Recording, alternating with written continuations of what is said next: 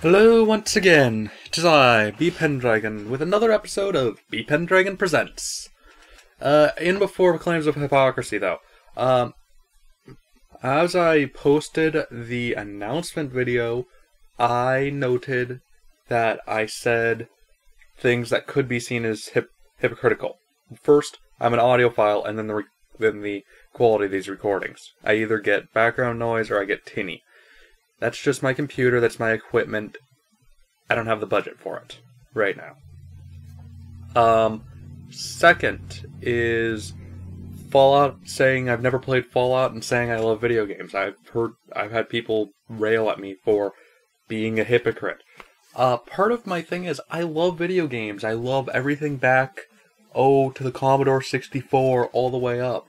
The thing is though, my video game budget is pretty strapped, and I have a younger brother who, and all I've got is a Wii on the video game systems. I like the Xbox and that, but I don't have the money for it, like I said. But I've got a little brother, and I'm going away to college next fall, and my mom said that the video games stay here at the house. So my already small budget goes to stuff that I can leave with a clear conscience for my little brother. So that basically counts out any war game. I have made an exception with GoldenEye 007, and one World War II flight sim game. But other than that, I keep all my video game purchases in such a way that I can go away to college and be perfectly okay, not have to worry about my mom suddenly in the second week of quarter, "You bought what? And your brother is playing it?" It's like, yeah, I don't want to have to worry about that. Okay. There was one other thing. Maybe there wasn't. Oh, yes, yes. Monetizing. On the monetizing, I did not quite make it clear. When I monetize the vids, I will only monetize if the author says it's okay. I have gotten permission from both Vargras and Billy Colt to do those.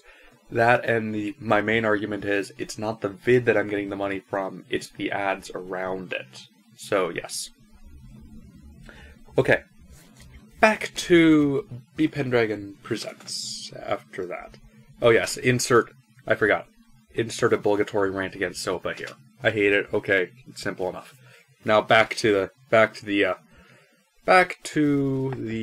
fic. Okay, today we are reading Chapter 2 of Hiatus by Vargras. Chapter is entitled July. It is 2,130 words long.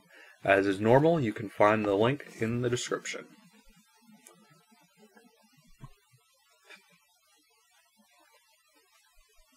Okay, I'm using Opera this time. Maybe it'll work better.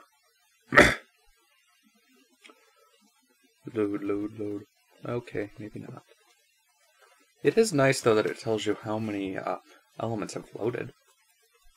Okay, currently 2 readers, so myself and somebody else. It is Friday, 11:40 Pacific Standard Time. It is the 6th of January, 2012. Luna's first order of business had been getting herself caught up on everything she had missed. 1,000 years was an awfully long time to be away. I'll say I feel that way after just a few weeks. 6 weeks is the longest I've been away from the internet since I really got going. That was back in the middle of July and August a couple years ago. That was fun, but still, okay. The list of books she had sent to the Camelot Royal Library was apparently so long, one of the librarians outright fainted. I actually got a librarian to do that. It's not impossible. It is not impossible. I once sent a list of 50 books that I needed, and they look at it and they're like, ugh. They didn't quite faint, but they were pretty close. Thing is, the librarian was one of my best friends, which is kind of hilarious. Okay, sorry. Still, it was something that needed to be done, and would most likely be an arduous task she would face. Okay. Still, it was something that needed to be done and would likely be the most arduous task she would face. It was better to get it out of the way now, while she still had the enthusiasm for it. Luna surrounded herself with countless books and tomes, reading and learning all she could. Her hunger was insatiable, and then why doesn't she go get lunch? Maybe her hunger for knowledge was insatiable, but if her hunger was insatiable, I'm sure that being a princess, she can have as much salad as she wants. And the speed at which she finished each book was the stuff of legends. Twilight Sparkle would have been in awe of such a thing. Okay, so she knows who Twilight is. Okay, that doesn't surprise me, considering, well, Twilight is her sister's student, but okay. But they only met for a few moments. Okay. She read of events past and present, the whole of the role her sister had taken on after she had been banished to the moon, and of all the noteworthy magic users who had lived and died during her exile. Day after day, little by little, Luna constantly tried to push the envelope on her magical abilities, but still she found herself too weak to do anything besides the most menial of tasks. I almost read that as mental. I'm sorry. Yeah. I really need to get my coffee in my system earlier. Okay. The nearly godlike depths of power she and her sister were both capable of would have to wait until she recovered. For now, she would simply have to bide her time and do what she could to pass it by. During the day, she immersed herself in the history of Equestria, reading all she could that would help her with the royal duties once she returned. During the night, she spent her hours reading countless fairy tales in the moonlit halls of the royal library. Though she often thought of herself as being isolated, it wasn't uncommon for a guard or servant to hear her giggling and talking to herself as she read, though they would never know just who she was reading to. Luna's loves for books only came second to only one other thing: the heavens above. In between books, she would often sit within the library, gazing out of the towering windows with her telescope. She often found herself pondering the vast sea of stars, the moon itself. To her, it was a cruel fate that an object of such beauty could be something unspeakable and terrible. Then why are you speaking about it? Huh? Okay, I really need to get myself a webcam that I could do this with, because my face right now, I could do so many MLFWs. Okay. There was another book in particular that she always found herself drawn to: Predictions and Prophecies, and to a lesser extent, The Mare and the Moon, Nightmare Moon, and other pony folk tales. Time and time again, she would end up reading the sections regarding the elements of harmony in Nightmare Moon. I just noticed that every single time Nightmare Moon is written, there's 3 words. I've always seen it as 1, but okay, cool. Let's go with that. The elements of harmony were the most powerful form of magic known to exist, even more so than what Luna and Celestia were capable of. It had been the elements that had banished both Discord and Nightmare Moon, and had ultimately freed Luna from her curse. Come on, elements. I don't think she realizes who she's echoing there, does she? Come on, elements. The page flipped by in a rush as Luna frantically searched for more, and at last she found it. The elements of harmony consist of honesty, kindness, laughter, generosity, loyalty, and magic, most recently used to banish... She slammed the book and threw it aside. It was still far too soon to be confronting that. From behind her, she heard the doors to the library creak open. Luna turned on the spot and found her sister standing in the doorway. Luna, why are you still up? I was reading, a lot. The elder sister laughed and shut the book, giving her sister a prod. So I've noticed. I think it's time for someone Okay, someone to get some sleep. Oh, come on, Tia.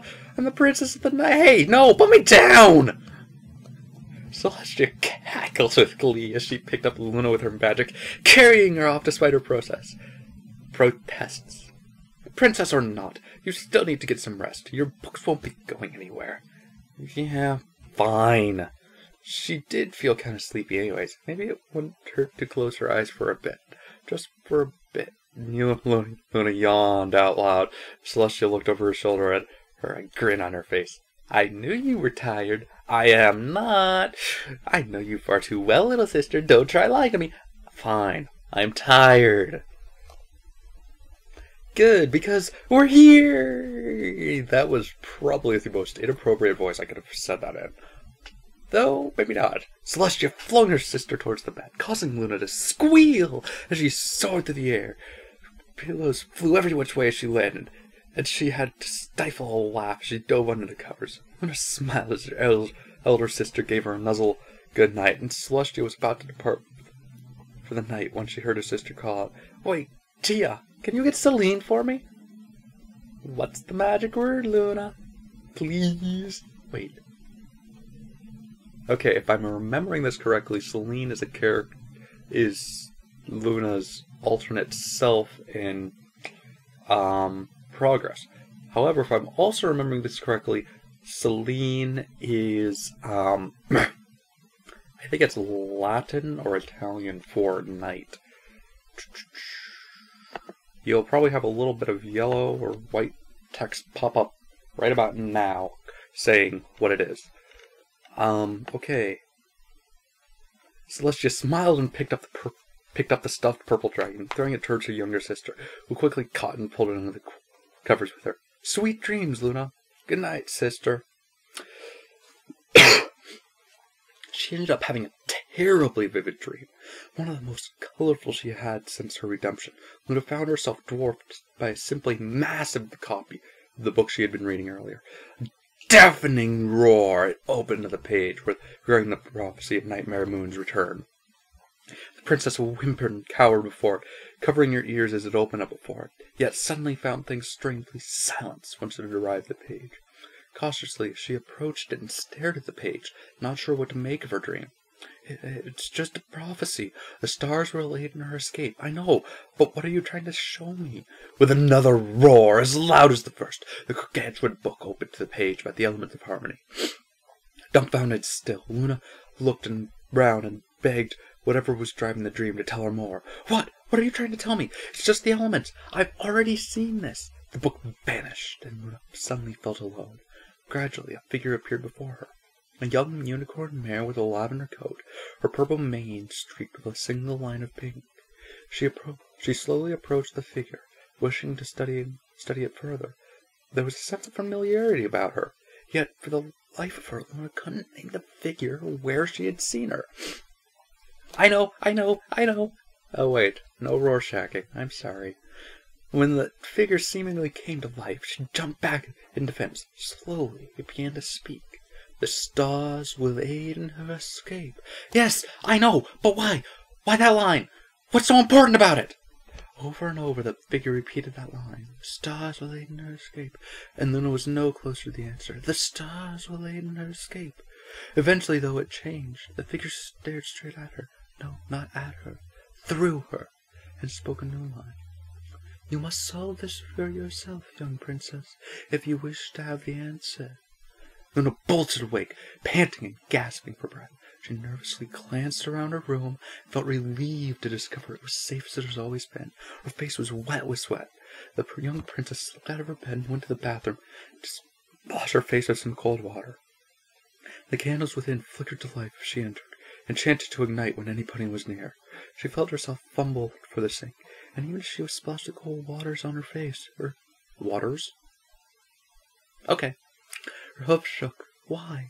It hadn't necessarily been a bad dream, so why was she shaking from it? Why had she been panting and gasping for breath?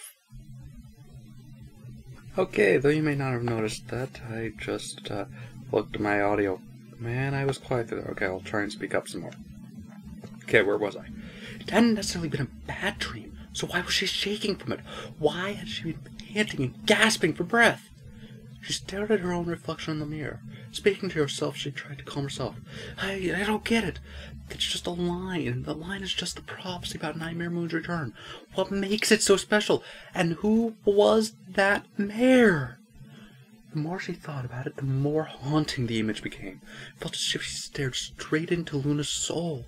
The very thought chilled her to the bone. Yet she simply had to know who she was. Bah! I'll do it tomorrow. Luna walked out of the bathroom and climbed back into the bed, snuggling up to her stuffed dragon. At the very least, Celine would keep her company through the night. Journal entry 7-16.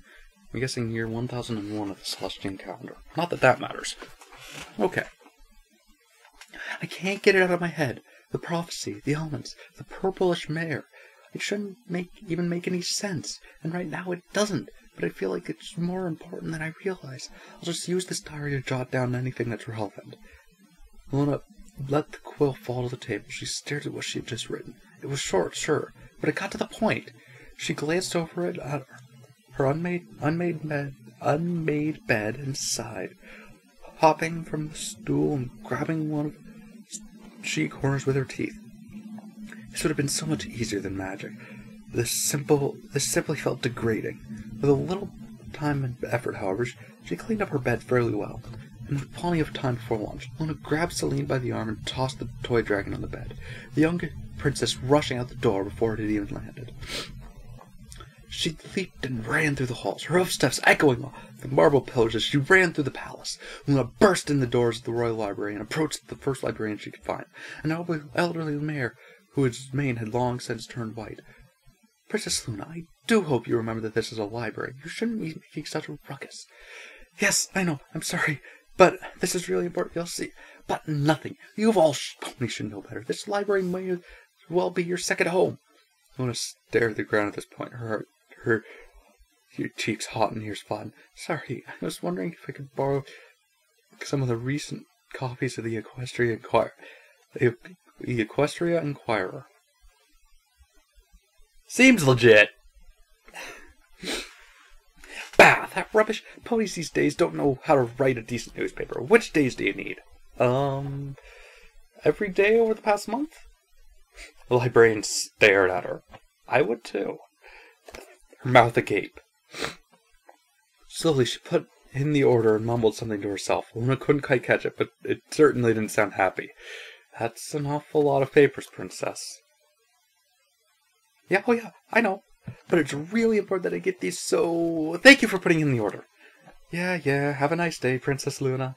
Then I spent the rest of the day running various errands around Camelot for Celestia. She was largely waiting for those newspapers so she could try and find the identity of her mystery mare. It took her days to finally get them, and the time between sped by. At last, however, she had the newspapers, pages laid scattered about her room as she frantically searched each and every picture, searching for any pony that might bear the slightest resemblance to the one from her dream. Pencil in her mouth, she circled each and every one that looked at least a bit like the figure.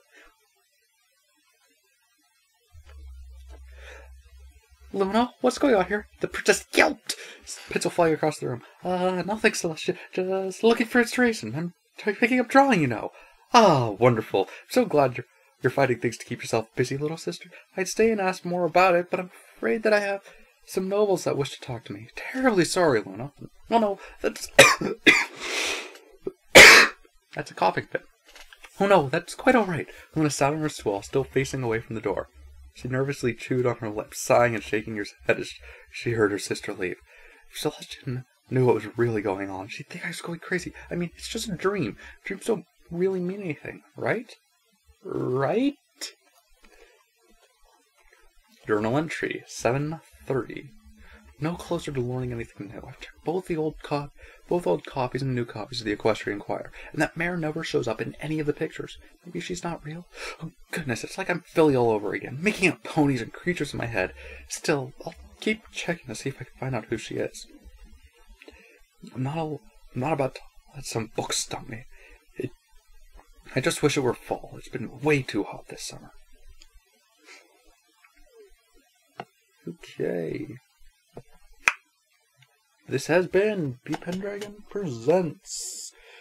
A man, some thick, a microphone, and a lowercase p.